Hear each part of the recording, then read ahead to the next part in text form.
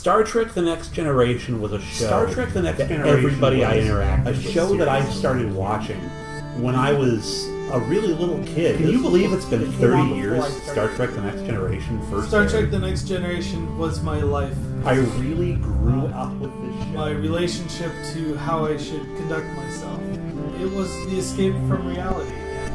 Welcome to Next Generation's First Generation, where Patrick Delmore and Sascha Shouties take a look back into their favorite childhood show, Star Trek: The Next Generation. This is where we attempt to reconcile how we felt as children watching the show and looking back as old farts now in our late 30s, almost 40s. Guests, social commentary, and good old-fashioned shade-throwing on our favorite and least favorite episodes. Here comes Patrick and Sascha. Oh, I almost forgot. This is a watch-along podcast, so make sure to queue up your favorite DVD or Netflix, and we'll give you the countdown of 5, 4, 3, 2, 1 to basically watch along with the episode. Hello and welcome to another episode of Next Generation's First Generation. I'm your host, Sascha Shouties, and with me I have, what did you call it, a rogues gallery of guests tonight. So on my right is my co-host, Patrick Delmore. Hey everybody! And then to the right of my right is my lovely bride, Gemleen. Hello. And then to the right of my right is Nigel. Hey everyone. Woohoo! So, today we will be reviewing the episode When the Bough Breaks. This is number 17 in the series, and this is, with the exception of Encounter of Farpoint, this is the first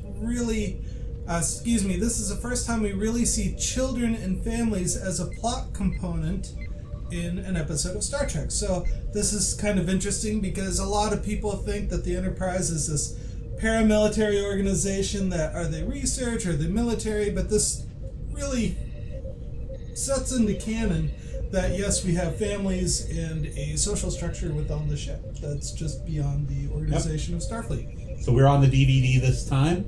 We will count from 5, 4, 3, 2, 1. We're launching it from the chapter log menu, not the regular menu, if that makes a difference. So 5, 4, 3, 2, 1, and hitting enter. So the first question is Aldea a planet or a person? It's a planet. Okay. Harry, come back. There's the brushed chrome hallways there. We call this scene Escape from Calculus. You know, if we saw it now, we'd think it was Escape from ballet class. But I'm not going back. So the doctor is carrying a tricorder for some reason. Everyone needs an understanding of basic calculus, whether they like it. Now, when I was watching this, I had no idea what calculus was, but I figured I'm about that kid's age, and it's something beyond me. So. Well, in the future, everybody's going to know calculus at that age. That's right. If Data had a horse, he might name it Calculus. So when did this come out? February 15th, 1988. Oh, 88. Oh, because they had that break. That's right. So I was almost 6. You'll notice that the crew are wearing shoes on the sound set, which means that we hear their footfalls on the plywood floors. No, is this the first time that they wore shoes on set? Well, they've done it for quite a bit, but the problem is the quality of the sound. What's interesting about this system? Aldea. So they're talking about a mystery planet named what? Aldea. Does it last all night? We don't know. It's like the 7-Eleven of space. Open all night. So instead of Harold and Kumar, it's Riker and Picard's trip to Aldea. Where's it supposed to be? That's the spoilers. Somehow, as legend goes, the Aldeans were able to cloak their planet in darkness and go unseen by marauders. And other Whoa, Harry Potter plot. God, poor Worf, he's got this cool story, bro. Look on his face, is right as explaining. Scanners still show nothing, sir. The contrast is still kind of bad in production. HD does look a little better. They're remastered, I mean. Very close. We get a cold read from Troy that we are almost on top of the planet. Dramatic music. Yes. And hold this position. Such good music in the early season. All stop. And hold. Is it still Han Summer? No. Captain, I'm recording a distortion in quadrant 1, I can't mark think of the name of the 90. music composer. I looked at Sascha's looking On at it. screen. It's Ron Jones. He won an Emmy or Oh, music. Distortion. Look at those graphics. How about that? Some computer kid, some kid going to technical school deserves a medal.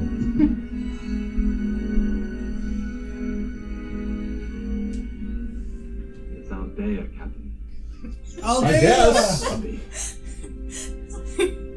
Okay, everybody, play the Aldea drinking game. So here we go. This again is episode 17. It was directed by Kim Manners, written by Hannah Louise Shearer. I believe this is the first episode that Shearer has done. Space. Featured music by Ron Jones, cinematography by Edward R. Brown. February 15th, 88. So that would place me at about 8 or 9 years old. I would have just turned 9. I was 6. Civilizations. And I was about to turn 6. You're about to turn 6. I would not have been born for another 5 years. You were still 2 halves of an incomplete whole. Yes, indeed. Yeah, Nigel was saying when he came in here, he's next generation, second generation. Technically. When were you first aware of the program? They started airing reruns of Next Gen in the 2000s. My older brother actually got me into it. We saw that episode in season, I want to say 4, with where Worf falls off part of engineering, breaks his neck, and then survived by that guy with a white onesie. Oh, yeah. That's a great episode. That's a great, oh yeah. I have no idea what you're talking about. It's not It'll the make one, sense later It's not on. the one where Worf has to do PT from another fall. Yes. But it's, that's a great episode. So basically, I came upon the Next Generation when you did, because it was the 2000s when I was kind of introduced to it again. It was rather interesting. I wasn't allowed to watch TV as a kid, but we made an exception for Next Gen. Nice. Yeah, I think a lot of people do that for Star Trek. I wonder why that is. Well, it was advertised as a family show. Yeah. Something that you could sit down and watch with mom and dad. And now, if I remember, you were saying you loved seeing kids on TV shows. I did, yes. And so this episode must have really appealed to you there. I didn't see it when I was a kid. A lot of season 1 I didn't see when I was a kid. Most of what I saw of season 1 I would get from the library years later when it came out on video. So I probably watched this at my grandparents' house. It was either rented on videotape or watched at my grandparents with a different syndication package in Portland than we had in Seattle. So there would be old Next Generation episodes on like during the day, but we didn't have that up here. Okay, so does Picard have a little crush on Rochella here? No, Riker's the guy that's into that stuff. Okay, well, because he seems completely amazed by this. He's amazed because it's Aldea. Okay. So Aldea is kind of the mystical city that nobody could find, or the mystical planet. So he's talking to this person because he's amazed that, wow, the legend is true. We're absolutely enamored by this. And some Aldeans have beamed onto the ship, and people are Like, not at all. Are all the men on your planet as ugly as him? 'Cause, Ow. That wasn't the girl that he was just talking to on the screen. Oh. So this gentleman here, the Aldean on the right, what was his name? I had just had it a second ago. We were just talking about it. Well, the girl's name is Rochella. This is Jerry Harden. He is the smoking man from X-Files. And he also plays Mark Twain later on in the series when the crew decided to travel in time. Did he have a mustache then? Yes. Okay, hopefully. Yeah, I was like, And he wouldn't be Mark they really Twain did as up well. his jowls a lot more. I mean, he is jowly. I'm looking at it now. Maybe they didn't do up his jowls. So it looks like the He Aldeans doesn't like bright light. Yeah, they don't like the environment of the Enterprise. They basically said, "Come on down. We're not going to stay here." Dream world of mythology, and then suddenly to be here, right in front of us. Now we know who They're really easily convinced. I mean, they really haven't shown us anything that's that different from anything else they've seen. Well, they don't like bright light, and they're somehow able to grow those flowers. That's amazing.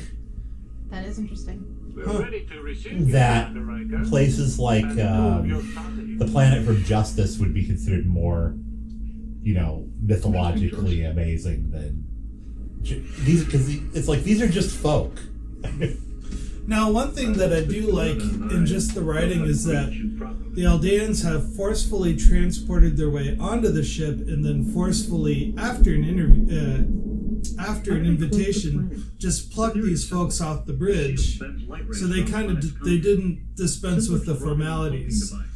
They just kind of said, "Come on down," and then you were abruptly taken from I like to think that Wesley over there talking to Data was after he had already asked Picard like 17,000 questions about the planet. And Picard was like, "Mr. Data?" "Of course, sir." Okay, so Wesley is bathed in a golden light, and Picard is saying, "Don't touch him." And he touches it, right? So Wesley just got a golden shower from Aldea.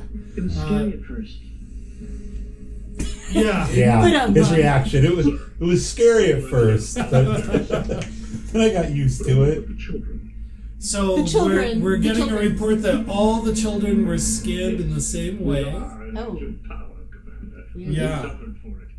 Our history is littered with the deaths of those Aldeans who wanted more and more things. Nothing was ever enough. And he's laying out the history of Aldea. It's Capitalism destroyed them, basically. Yep. And actually, the plot originally was supposed to go around a society that traded in its humanity for technology. Very few of us left. And now there's hardly any of them left. Oh, this is an extra bonus, so we are recording right next to a fire station. From the Federation to rebuild our Please. Playing with the sirens. generation, strong and healthy, following in the Aldean traditions. I don't understand. How can the Federation help influence your children? So are they currently eating Aldean food? Because we have no children, Commander. Oh, It's like I honestly think Riker's sitting there. It's like, so this Rochella was a honey trap, basically. Oh, jeez. Yeah, if one of the two of you showed up, I would not have been as excited about this. So they aren't able to bear children. For many years, this young 20, 30-something there is basically the last child, the last prodigy. I can't even say it. The last generation. Nature of this trade. And they want... We need some of your children. We need a couple Creepy. kids. About a half a cupful. Yeah. That might be acceptable to some other races. She's still doing that humans accent. Yeah. are usually attached to their Well, that's her British accent. That's really not what she sounds No. like. We still this situation, but what do you ask? Why do you want to take our babies? It's wrong to do that. She's still got They're a little gonna touch of kill. Transylvanian in there. You don't come ask people for kids. Why would you take them? I'm sorry. You are so intransigent. Intransigent. So what are these? Oh, those are Data, look that word up. those things on their arms are their communicators, or They're mini transporters. okay. Yeah. That jolly guy called me intransigent, Data. So this plot's moving pretty quick. The Aldeans said, "Hey, we want your kids." Oh, Enterprise crew said no, and now they're just taking the kids. Wouldn't that just be terrifying? Now that little redhead right there She had is trouble. Yep, and she's Will Wheaton's little sister. And I think his brother is in this episode too, but they don't receive credit. I wonder if he was the calculus guy. Maybe. That's what they wanted, and that's what they have. They have our kids. But not all of them. Just some. Took our kids. Aldean shield still up. Hailing frequencies open. No response. Keep trying. Counselor, you'll have to gather the pests. I'll need to speak to you as well, Captain. Captain, your children are with us. Really? My word of honor, no harm will ever come to them. Well, that's fine. See you later, I guess. Captain, let us Because begin taking them discussion from their of home ship is not harm at all. Compensation. Now, somebody brought this up on a different podcast about this same episode. I want to say it was on Star Trek Monthly Mondays over at Two True Freaks, is that everybody on this ship, all the parents had signed forms saying this could happen, and you can't, like they could die, or they, like an alien race or whatever, and basically they can't hold the Federation liable for that because they knew the risks taking kids on board the ship. And Wesley is such a huge outlier in this group. Yeah. But we're gonna be alright. Well, he Where are all actually... the people Wes's age? Is going to hurt you. on the ship... They showed a couple of them in the school. Okay. Mm-hmm. There were several kids in the school that didn't get grabbed. Well, it makes a lot of sense plot-wise to pull Wesley because the show's always played with that cusp of he's a boy becoming a man, but he's not quite there. Yeah, like Data said in an earlier episode, he has the body of a child, though we have found him to be so much more.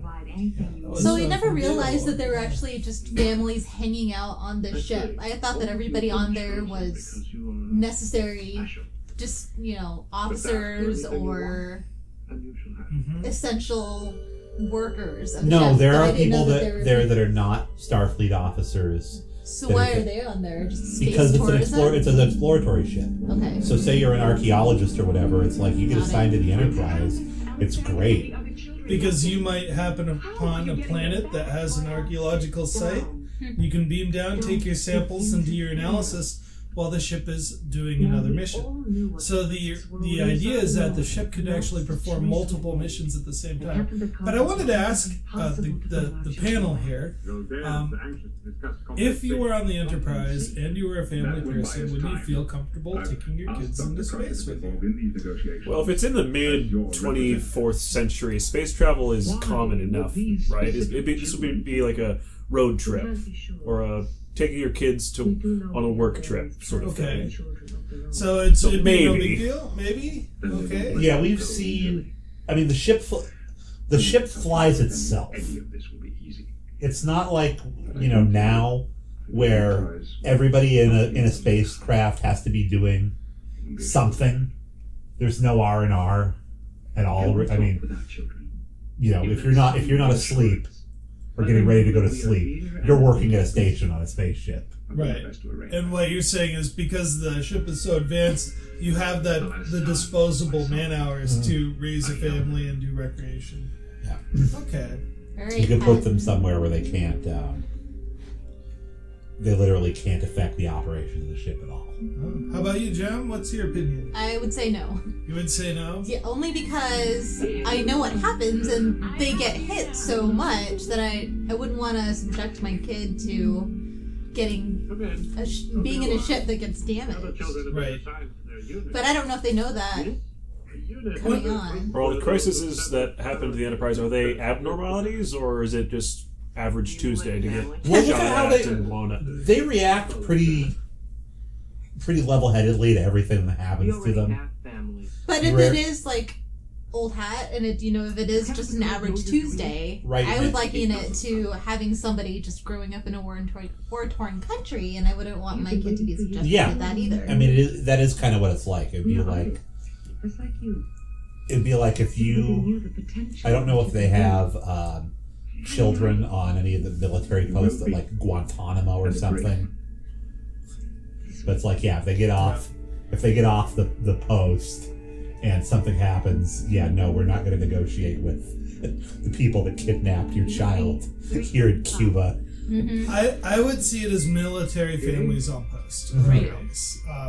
But I'm jumping ahead, and I apologize for this, but I like the 7 and 9 approach. Yeah. is that 7 of 9 was a young girl who hung around with her scientist parents who were flying through deep space, and they got assimilated by the Borg. And so 7 was really angry. It's like, why would you take your child on such a potentially hostile, working place? So. Well, it's like, real world. There's that family that was on the sailboat with a 3-year-old and a baby, and the boat capsized, and they made it, but they got shamed by the mainstream media for taking the little kids out on this boat.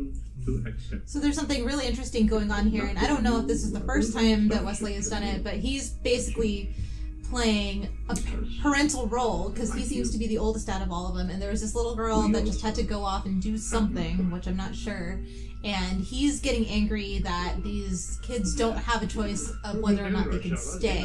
Wesley's getting angry. Yeah. Wesley's getting angry. So what you're saying is that Wesley is being asked to take leadership amongst the children to convince them to go back with their new family. Right, and this is the first time that Wesley's kind of had to do something like this, or...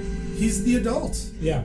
Right, in that group, but not yet. overall. But when you think about it, Wesley is in charge. He is the peer. He's the adult of the peers in that group, and that's something we never see from Wesley. Yeah, so it's an interesting dynamic to see. Yes. I find it surprising. I know Shearer loved the acting from Wesley. She thought it was the best. Or from Will Wheaton, I should say. The problem, as we often say, is not with Will Wheaton, it is with the character of Wesley. Yeah. I won't name names because frankly I don't remember who said it. Somebody posted on our page that Will Wheaton sucks, and I was like, no, we like Will Wheaton. Okay, so poll, because I know Wesley was the closest in age to everybody when we were watching it. Okay. So you didn't like Wesley as a character. I didn't like Wesley when they put him in awkward, childlike situations. I liked Wesley when he was strong, confident, and independent, and that usually came when it was a Wesley-centered episode. Did you like Wesley, Nigel? I didn't watch the series in order, so the only episodes, unfortunately, was fate for Will Wheaton for me. The only episodes I saw him in was when he was whining, demanding to have his way. So initially I didn't like him. He's grown on me as a character, though. Okay, cool. And Pat, did you like him? I did. I never had an issue with Wesley. See, I like it. Like in this episode, it's really interesting. Is this a Wesley-centered episode? I would have to say, yeah. For the most part, it's he's the hero character in the episode. Okay. Will be entered into the authorized file for third level. Yeah, so far what I've seen of him, he hasn't bothered me. That shirt always reminds me of a Commodore 64, though. I don't know why. You gotta remember, The Reading Rainbow logo. Oh, there you go. When Sascha and I were kids, everything with adult characters was like, it would be, What does the custodian do? it's the Transformers and these kids that hang out with them. Or it's the Ewoks and the little girl whose family left her behind to live with the Ewoks. So you never looked at it from the adult perspective? No. Very rarely. Even Punky Brewster had an animated series where she had a pet magical creature. Why would we want to? Well, see, that's what I was watching when you guys were watching this. I was watching Punky Brewster. I was not allowed to watch Punky Brewster, nor was I allowed to watch Pee-wee's Playhouse. You weren't allowed to watch Punky Brewster, but you were allowed to watch Star Trek? Yep. I think the only thing I wasn't allowed to watch was G.I. Joe. Everything else was fair game. My parents liked to entertain on a Saturday night when Star Trek was on. It came on at 7 o'clock. The original series on at 6, which I was not allowed to watch. So I've probably seen maybe a quarter of the episodes of the original series, but Next Generation came on at 7, so I'd be watching Next Generation, and my parents would be entertaining their friends in the other room. When did The Simpsons come out? Simpsons came out 86. Yeah, So it was already out. Started on Tracy Ullman in 87, which is funny because I would be in bed and a Simpsons short would come on the Tracy Ullman show, my dad would call me to watch the Simpsons short. Because I know for sure I wasn't allowed to watch The Simpsons. For a very short time. Oh, look at this. That's great CGI for 88. Yeah. Holy smokes. So I want to say something right here about level of technology. As a kid watching this back in the 80s, I thought it was so cool how you could just walk up to a computer, do voice command, show me a picture of Johnny. What's Johnny doing right now? And there was Johnny in his apartment, woodworking with his kidnapper parents. And then I'm just, the adult side of me is like, this is incredibly creepy Big Brother stuff. Well, yeah. Do you remember, if you remember the original series of Star Trek, which they didn't know at the time, they had that on the Mirror Enterprise. It was called the Tantalus device. You could see what anybody on the ship was doing and then kill them with the push of a button. Oh my goodness. Yeah.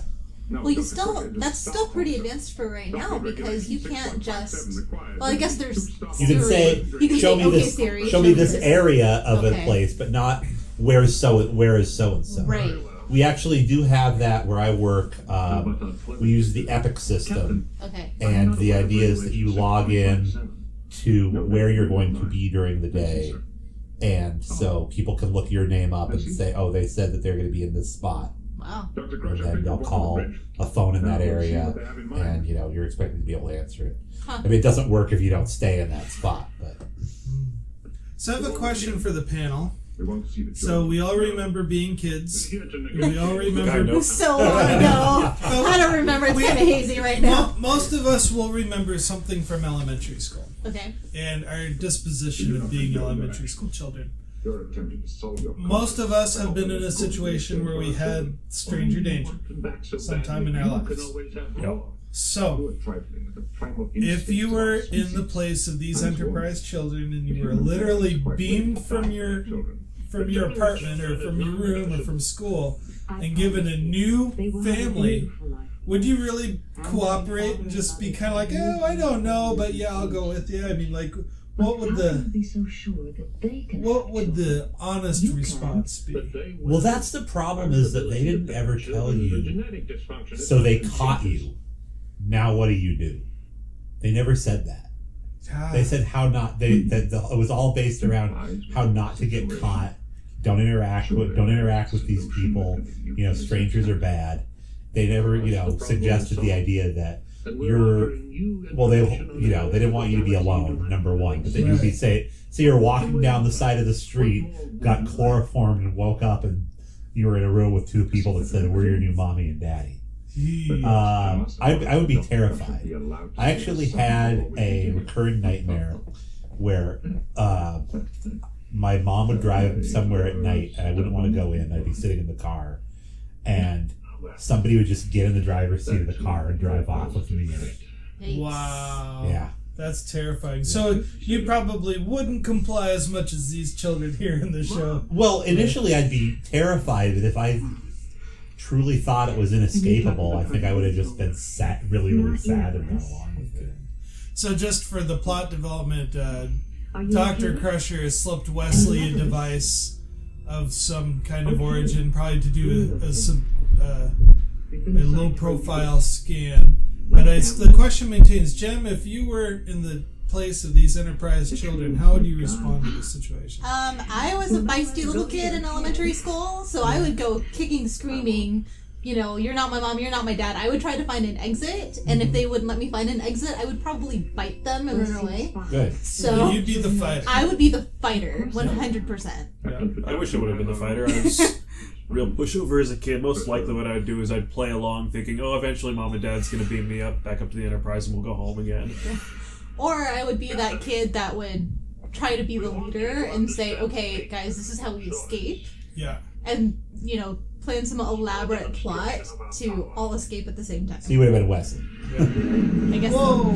So the ship just got knocked for a loop. I think so. Sorry, we got so engrossed in our conversation.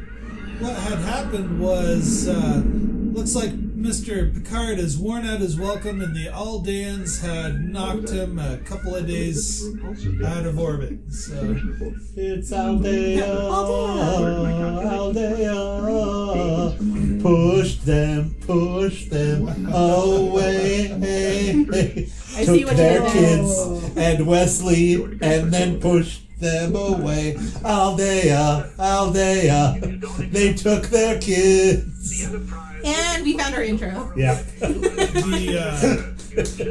A salute to the now deceased lead singer of the Cranberries. Yes. So at the time of recording this is new news. Yeah, it's only been a week. It'll have been a month ago if you're listening to this when it initially comes out. So to go back to if I was on the Enterprise and a child and I had been blatantly kidnapped and offered new parents. Here's the thing about me. Had they invited me, I'd be like, sure, let's give it a shot. This is great. Like, I'm just one of those weird people. Like, an invitation gets a lot more results than a forceful move. But had I been kidnapped, I probably would have been in the ballpark of Jem of biting and kicking and screaming. But at the same time, they've matched these kids with tradespeople. Yep. And that's the really fascinating part is that, the host families are actually trying to give it a good go. So is that what they scanned them for? Oh, Wesley, when he was scanning them? Or the... Well, they scanned... The golden shower earlier. Oh, yes. Scanned all the kids. Yeah, to figure out what to figure out which trade person... Yeah. Oh, that's interesting. I didn't know that. What's weird is that they had the trap for Riker, the woman that introduced the thing to get Riker and Picard to feel comfortable, but there's nothing there to actually attract children. Adults being nice to you is not really a turn on to kids unless you're doing something cool. They were abused by their parents, which that could be a darker side to this. Yeah. That they were all from bad families. And that's why but they usually what you would do, if I was going to be tricked into this, there would be another kid there saying everything was okay. I told you you were going to be an artist. It's like if somebody was some grown up, and I don't care, how into it I was like, I have a bunch of really cool comic books. I would have been like, it's an adult. But it was a kid my age. And then, the trap is sprung. That's really funny because for me growing up, it was quite the opposite. I didn't really get along with other kids. I was attracted to adults. I was very much more relaxed around adults than children. I would if they were my parents' friends. Yes, who were interested in me, but not a rando grown up that was like, "Hey, little boy, are you ready for some Star Trek?" Stranger danger. Stranger danger. I remember being at the mall. I was probably 10 or 11. I was separated from my mom briefly. I mean, I knew where she was, and somebody asked me to try on a jacket that was the right size for their kid, and I got and I was like, let me just go find my mom and let her know I'm doing that. That's good. And they were so half-hearted about it. When I came back with my mom, I still tried on the jacket, but you could tell that they were not interested in seeing if that jacket fit me. Well, to show just how feisty I was, when I was a kid, my mom lost me. Well, I got lost, and I went up to whoever was in charge, and I said, "My mom is lost. Not I'm lost. My mom is lost." Yeah. So try to be all independent. My lost story was I got separated from my grandma, and I didn't learn her name yet. So I didn't know her name was Shirley. I just knew her as Grandma. So when I asked, "What's your grandma's name?" So they called for Grandma on the intercom. It was great. Is Grandma there? And she probably knew who it was. Yeah. So all of these cool little trades that everybody's doing, forget the hoverboards. I want all of these cool little inventions that they're doing, like that little musical instrument and exactly. The trades that we missed. This is a really slow-moving episode, so we got a lot into the other conversation. But just to kind of catch the audience up, we had a musician trade. where you would touch this synth pop synthesizer and just let your feelings flow. It would play the song in your heart. And then these two that we're looking at right now are sculptors, and they gave the child a device that just took the inspiration of creating the object out of wood for him. So it channeled the intentions, and he carved this beautiful dolphin. So he didn't have to learn how to use a chisel or a file. It might just be because they're wearing similar clothes, but it's weird when married couples look like siblings. Yeah. It's also odd to me that, like, the youngest of these is, like, the most, like, needing to be tactile with the kid. Like, needing to hold him and stroke him and stuff. Well, depending, she might have been the very last kid. She may have never seen a kid before. Yeah. Whereas all the adults have seen a kid at some point. Well, I've met adults who came from houses that did not express a lot of physical attention, and they typically either turn into very cold people, but mostly they turn into extra cuddly folks because there's an overcompensation. So all the kids are feeling sad that they're separated from their families. And there's the silent acknowledgement that it's not working out. Why does everyone sleep in their uniforms, Patrick? Did you see everyone? Probably, from what I've heard of the issues that Wesley had with the costume designer on here, I can just imagine the conversation where he's like, so Wesley, I have these great all-day-in pajamas. It's like, no. And if I need my dad to come in here and tell you no also, I will. My dead dad? Oh, was he dead at this point? Yes. Yes. I thought they were dead he was dead from the first No, I'm episode. talking about the actor Will Wheaton. Oh. Thank you. No, again, I love the idea of an interactive computer as a child. Star Trek did everything first, I tell you. It was great. GPS tracking, tablets, voice commands. It was wonderful. It's also funny because if you look at that room, it's very, very similar to the Breen/Founders Command Center on Deep Space Nine. Oh, I'll have to go back and watch. Yeah, the caretaker room. Oh, that was on Cardassia. That whatever is killing the Aldeans is related to a danger faced by Earth in the 21st century. Oh, here's that Aldea's ozone layer has been weakened. Here's our political leveraging, talking about a current day crisis, the ozone layer. Passive resistance. We don't do what they want us to do, and they won't want us. So this scene should have been the first scene when they landed on the planet. Don't fight, but don't engage. Yep. But I don't want to stay here. She's still got the triple. Which is a great thing to tell kids, too, in a situation like that. Harry. So somewhere in this crowd is Will Wheaton's little brother. So I'm still thinking it's that guy in the blue shirt. You think that whole scene, three of them? Those are the siblings. Could be, yeah, because those are the two he interacts with the most. So that background music is they're that they're so weird about kids. It's like, what are you all doing in the same room together? It's like you're friends or something.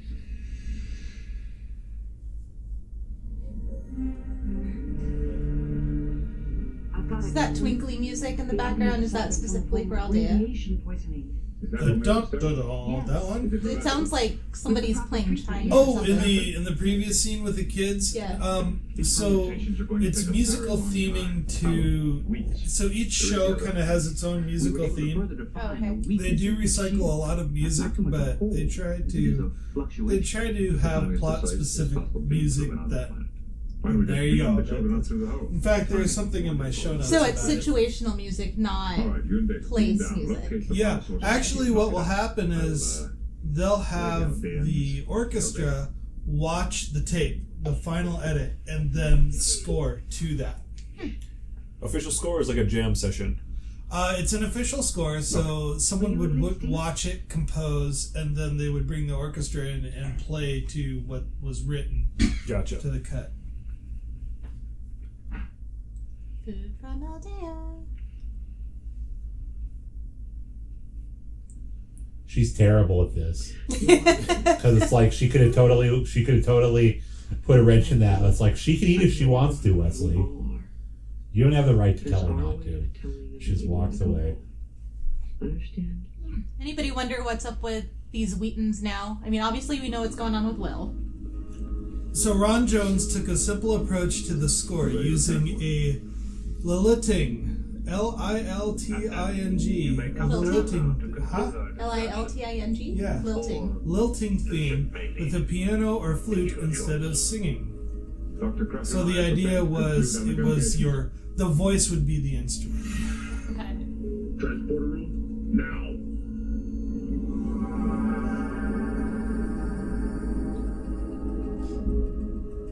It's so strange that with all of the improvements that they've made to their CGI, that their transporter effect pretty much stays the same. It's always that glitter in the water. Yeah. Well, it's there to establish a standard, so when you see a transporter beam, you know who's beaming down. So, like, for example, each species every show has a different transporter. Yeah. Really? Yeah. I never noticed that. To accept only authorized voice command. No way we go. Okay, Nigel, I want your thoughts on Mystery Data. Looks a little pale. Looks a little pale. So, do you know his story? Yeah, I watched the one with Lore, the last episode. Oh, yeah.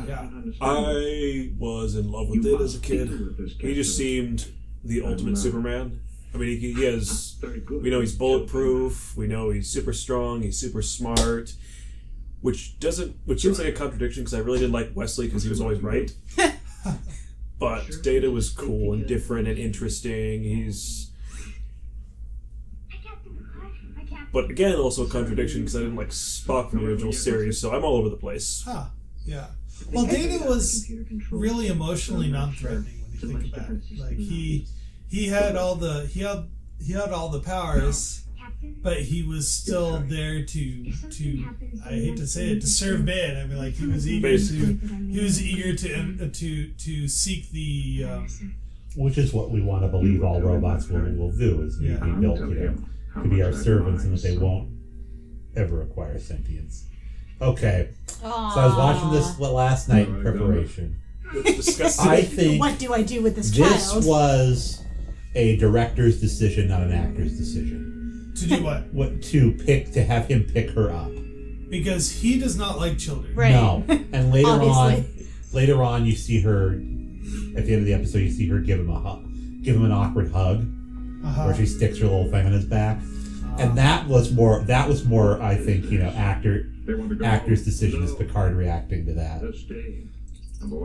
So going back to Data, I feel like Data and Geordi were the kids' favorite because they seemed the most like a superhero because they weren't human.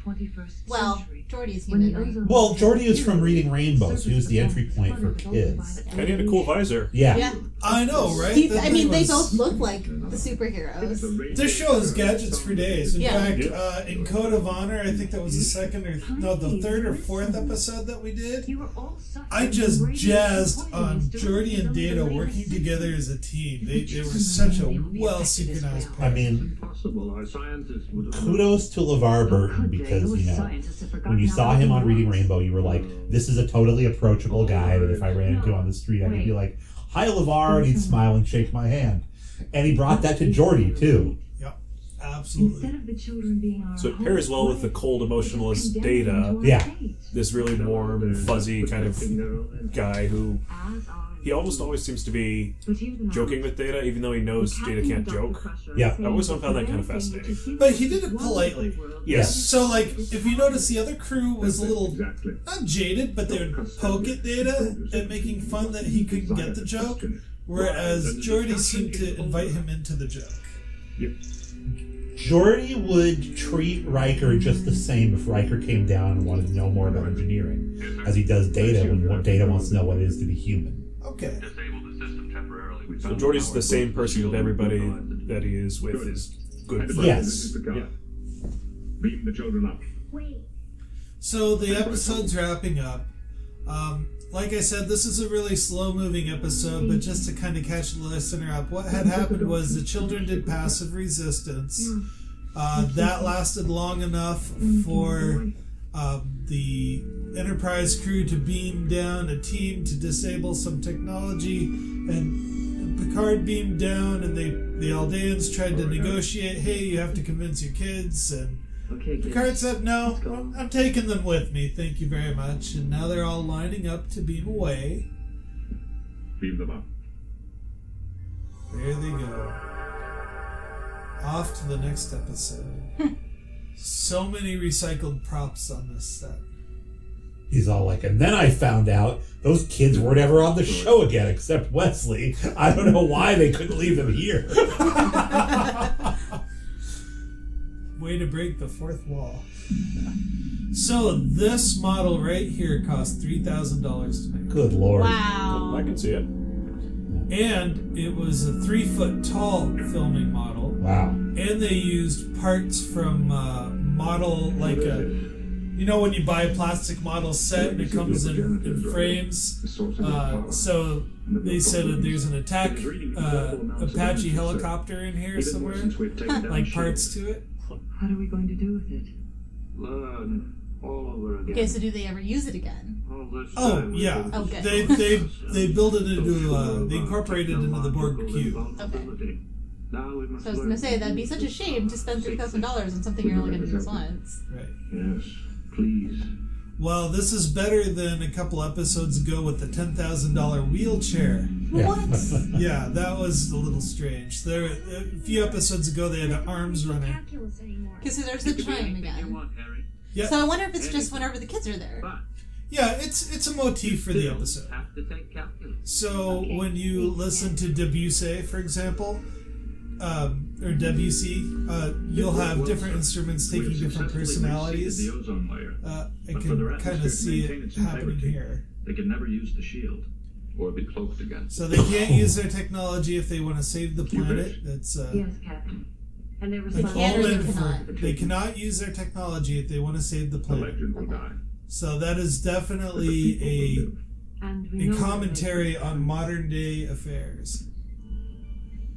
The legend will die, the people will live, says Picard. People are going to have a hard time understanding why it was ever a legend. I thought there could be no kids on the bridge. Yes, No. thank you. Just- Right? There's Yeah, a he big just controversy said- in Park. That looks like dried lavender. Aww. Yeah, that's more A of natural. an actor's choice. Picard, how does that not melt your heart? What do I do with this? Everyone's laughing at him. Out of orbit, Wolf 5. Yes, sir. Don't break protocol, people. Sit back No in your seats. smiling. Oh, he's got that toy in his Yeah. arm. Well, it could have been a kick me sign. Yeah. Okay, that was cute. Yes. All day. So, it wasn't quite what it seemed. a very interesting Wasn't episode. quite what it seemed. It was an episode about kidnapping. It was an episode about technology use. But most importantly, it was an episode about Wesley acting as an adult. And I think that was really the buried theme here. This is probably one of the better Wesley episodes because he acted so naturally as an individual. Right. He wasn't that overacting, pretentious, know-it-all dummy. Yeah. that we That's hated. trying to pretend to be naive Yeah. for the sake of Picard. He was gentle, he was soft-spoken, he wasn't that crybaby ensign that we all hate. And had we seen more of that Wesley Crusher, I think he would have been even more popular on the show.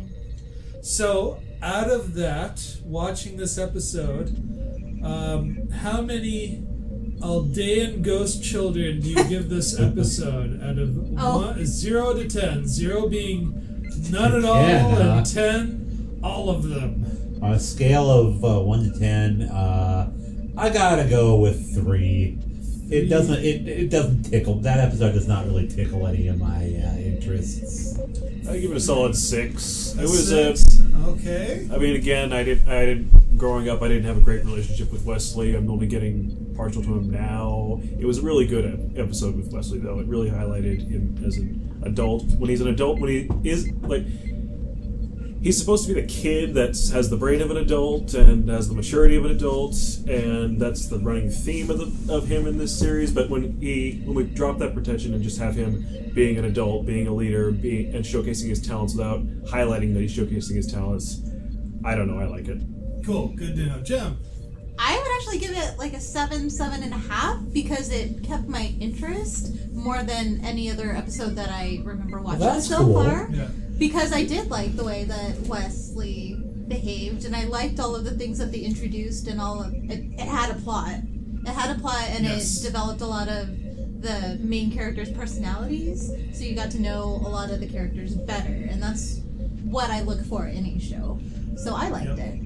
As a science fiction plot, I think that it was a very good concept. I give it a 7 or an 8, just right around where Jem is, because had it just been a half hour long, like one of those mystery, like Outer Limits programs, it would have been really good. But as for Star Trek, it was a little awkward because you had to stretch it out. You had all these established characters, and it seemed like they were trying to pad the episode a little bit. I enjoy watching this episode a lot more as an adult than as a kid, but that's just because traveling down memory lane. Yeah. So this is one of those episodes where you're like, oh, I had so much fun back then. Like, that's when I see this episode, that's what I think that we're learning as we watch these that season 1 is a lot more watchable than people want to say that it is. Yeah. But if this show had been canceled after only one season, I think that DVD set would have stayed in print. Ooh, interesting. Yeah, that's I don't know. I don't think it'd go the way of the Firefly. No, but there was nothing like Firefly at that time. True. To think about, what sci-fi shows were on in 87, 88 to compare with this, there really wasn't anything. There wasn't any Star Trek. And, we're going to get to in a little while Star Trek 5, which is definitely not as good as this TV show. But, Star Trek 5, the movie? Yeah. Yeah, that's a terrible movie. We don't talk about the odd-numbered Star Treks. Except we will next year. Anyway, just before we sign off from this episode, big thank you to Professor Alan Middleton, who put out his podcasting awards this year and gave Next Generation's First Generation runner-up for one of his favorite new shows. Like I told the professor, we are on a 7-year mission here, and we hope that we can climb the ladder.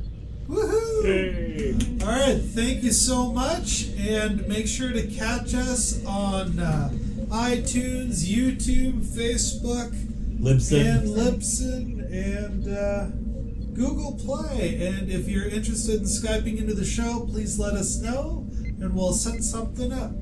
See ya later.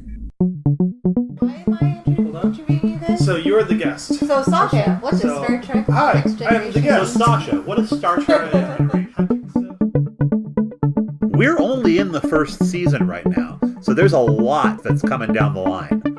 Seek us out at Next Generation's First Generation at iTunes, Google Play, and YouTube. Music credits include Electric Car by Poddington Bear. Music heard in this podcast can be found at freemusicarchive.org. Audio engineering by Sascha Shouties.